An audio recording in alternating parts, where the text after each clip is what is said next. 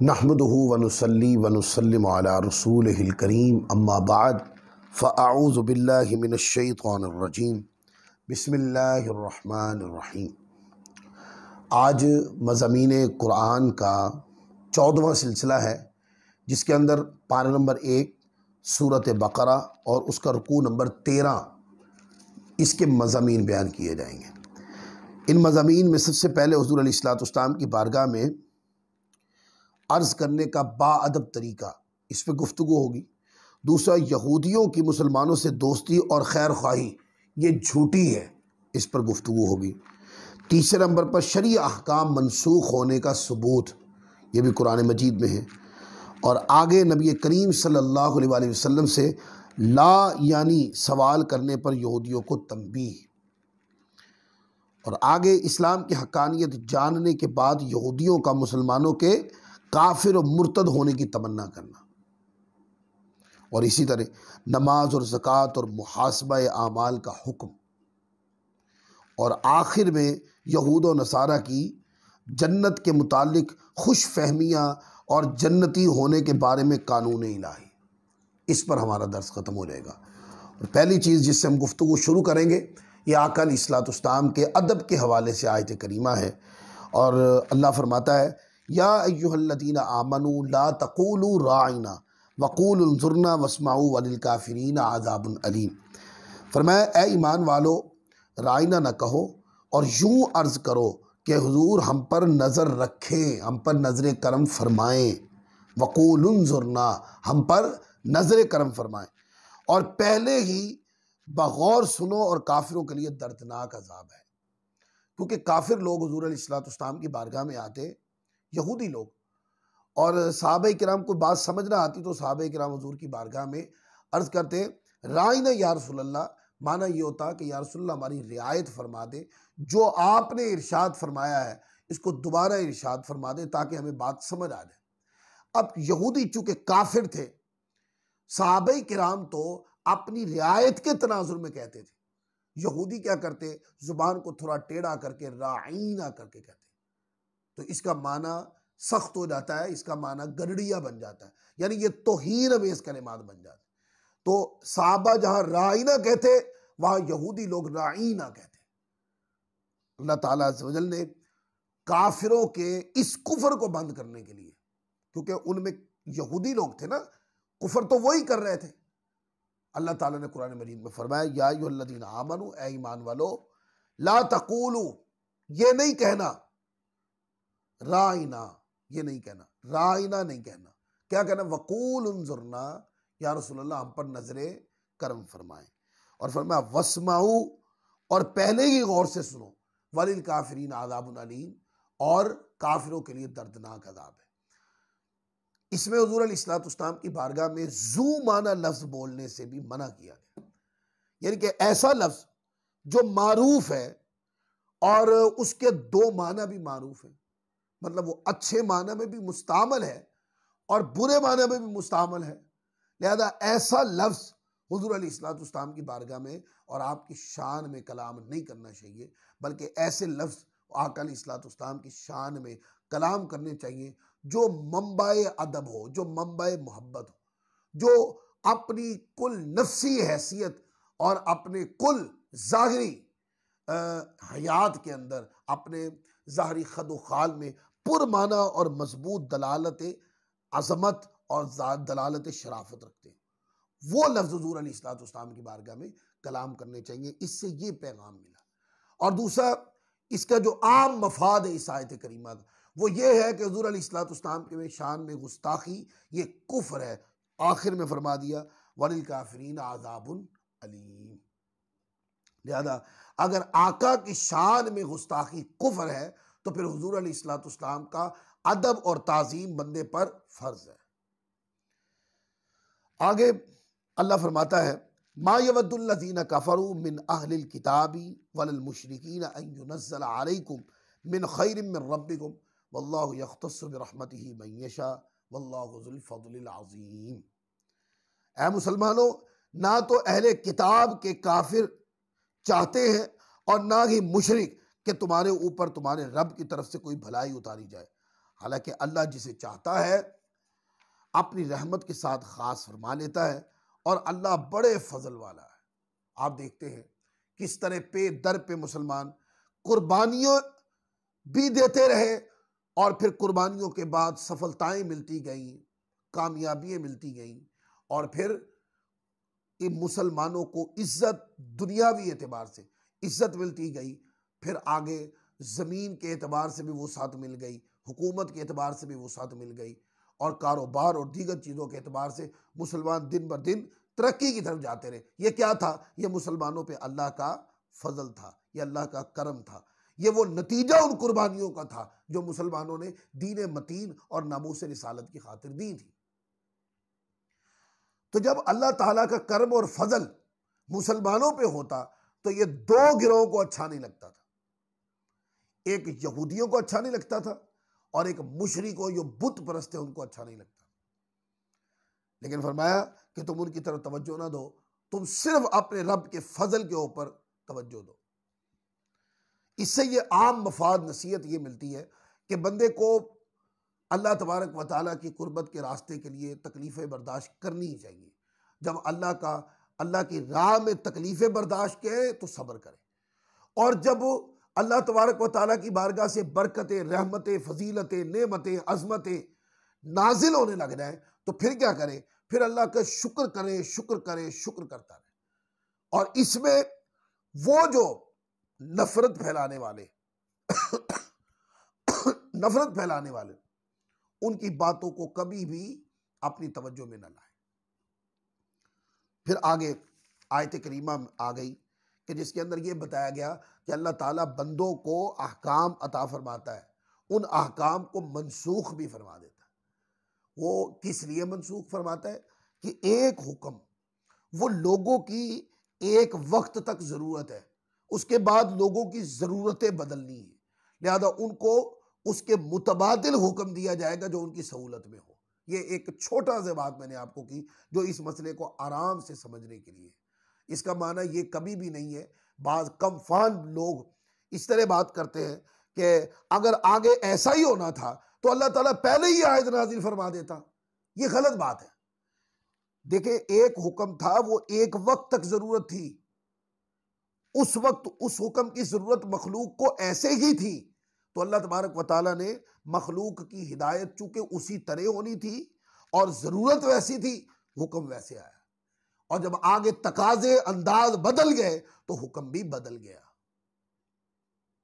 अल्लाह ताला फरमाता है, मा नंसख मिन आयतिन औ नुनसिहा नअति बिखैरिन मिनहा औ मिस्लिहा अलम तालम अन्नल्लाह अला कुल्लि शैइन क़दीर अलम तालम अन्नल्लाह लहू मुल्कुस समावाति वल अर्द वमा लकुम मिन दूनिल्लाहि मिन वलिय्यिन वला नसीर।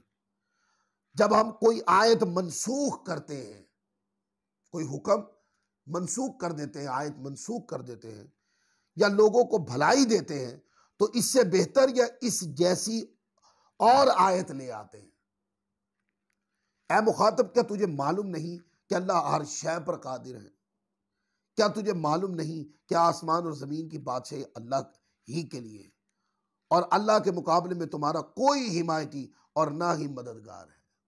यह अल्लाह का करम है कि अपने बंदों को बतदरीज अहकाम देता है।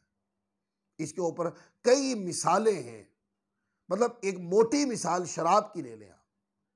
एक वक्त था शराब हराम ही नहीं थी। एक वक्त था या अय्युहल्लज़ीना आमनू ला तक़रबुस्सलाह, नमाज की कुर्बत में न पिए, यह हुक्म था। और फिर आगे एक वक्त ऐसा भी आया कि शराब को मुतलकन हराम करार दिया गया। या अय्युहल्लज़ीना आमनू इन्नमल खम्रु वल मैसिरु वल अंसाबु वल अज़लामु रिज्सुम मिन अमलि शैतान कह दिया गया। तो बतदरीज एक चीज को अल्लाह तबारक व तआला अज़्ज़ व जल ने कमाल तक पहुंचाया, यानी उस हुक्म को इस अंदाज तक कि पहले इतना रखा, फिर बढ़ाया, फिर मुतलकन वो कर दिया। और बाद मरतबा हकाम ऐसे होते हैं कि एक हुक्म था, उसकी जरूरत पूरी हो गई, अब चूंकि तकाजे बदले हैं, अब हुक्म किसी और, तरबियत किसी और तरीके से आएगी, तो वो हुक्म मनसूख हो गया। वो आयत कुरान मजीद में रहेगी, अक्सर मरतबा वो आयत कुरान मजीद में रहेगी, लेकिन उसका जो ऑफिशियली हुक्म है वो नई आयत में आ जाएगा। और वो जो आयत मनसूख हुई है उसमें नसीहत का पहलू जिंदा रहेगा, फजीलत का पहलू जिंदा रहेगा, लेकिन वो जो हुक्म है, हुक्म जो नई आयत करीमा यानी उसके मुतबादिल उस हुक्म को मनसूख कर कर जो उसके मुतबादिल हुक्म आया उस पर अमल किया जाएगा। आगे आकर इस्लाम की बारगाह में बेजा सवाल करने से मना किया। ये आयत आगे आके इसकी बड़ी तफसीर आनी है जिसके ऊपर मैं बुखारी मुस्लिम के हदीस भी पढ़ूंगा, पारा नंबर 7 में जाके आनी है। लेकिन यहां पर है कि जो बेजा सवाल करते हैं हुजूर की बारगाह में, जिन सवालों का कोई जरूरत नहीं है पर वो सवाल करते हैं कसरत के साथ, इस तरह का थोड़ा सा टॉपिक मैंने सूरत बकरा का रुकू नंबर 8 में जहां गाय का वाकया आया था वहां मैंने बयान की थी कि बेजा सवाल के नताइज क्या होते हैं। यहां पर है अम तुरीदून अन तसअलू रसूलकुम कमा सुइला मूसा बिन क़ब्ल वमन यतबद्दल कुफ्र बिल ईमानी फ़क़द ضल सवा सबील। क्या तुम ये चाहते हो कि तुम अपने रसूल से वैसे ही सवाल करो जैसे इससे पहले मूसा अलैहिस्सलाम से किए थे? वो गाय वाले वाकये में मैंने इसकी तवज्जो दी थी। और जो ईमान के बदले बदले कुफर इख्तियार करे तो वो सीधे रास्ते से भटक गए हैं। अब मना कर दिया ना कि बेजा सवाल ना करो, वो सवाल करो जो जरूरत का सवाल है। सवाल इल्म हासिल करने के लिए किया जाता है, सवाल किसी बात की वजाहत के लिए किया जाता है। और अगर आप, चूंकि हुजूर मंबा ईमान है, और आप हुजूर पर बतौर एतराज सवाल करने लग जाएंगे तो आप ईमान से हाथ धो बैठेंगे।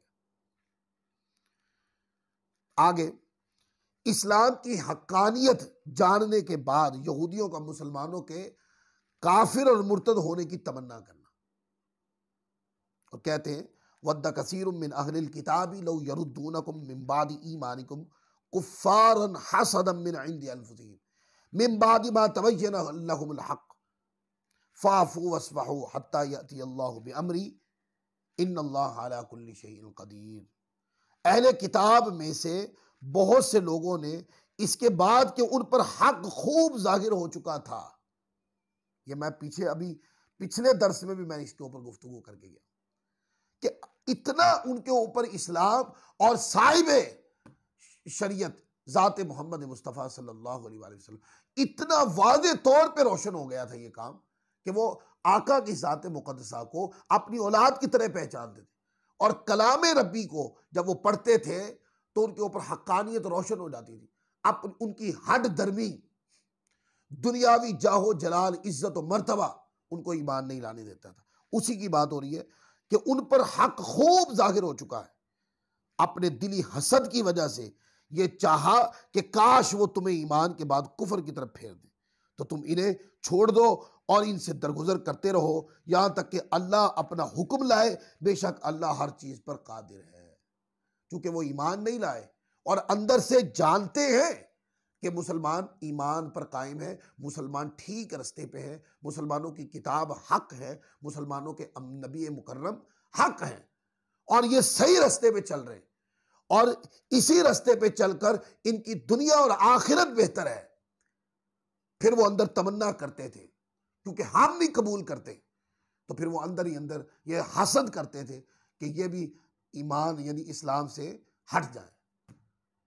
तो अल्लाह ताला ने फरमाया कि इनसे दरगुजर करो, ये ज़हनी मरीज हैं, इनके हसद ने इनको आगे नहीं बढ़ने दिया, इनके दुनियावी जाहो मर्तबा के हुसूल और तमकीनत ने इनको आगे नहीं बढ़ने दिया। इनसे दरगुजर करते रहो कब तक कि अल्लाह तबारक व तआला का हुक्म आए और अल्लाह हर चीज पर कादिर है।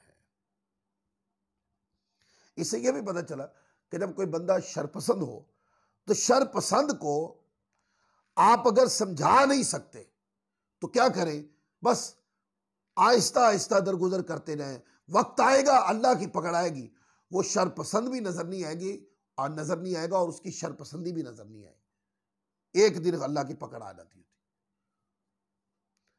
फिर आगे अल्लाह ताला ने नमाज और ज़कात और मुहासबा आमाल का हुक्म दिया। व अक़ीमुस्सलात व आतुज़्ज़का व मा तुक़द्दिमू लिअन्फुसिकुम मिन खैरिन तजिदूहु इंदल्लाह इन्नल्लाह बिमा तामलून बसीर। और नमाज कायम रखो और ज़कात दो। ये दो हुक्म आ गए, नमाज कायम रखो और ज़कात दो। यहाँ से पता चला कि नमाज को तर्क नहीं करना चाहिए। क्यों?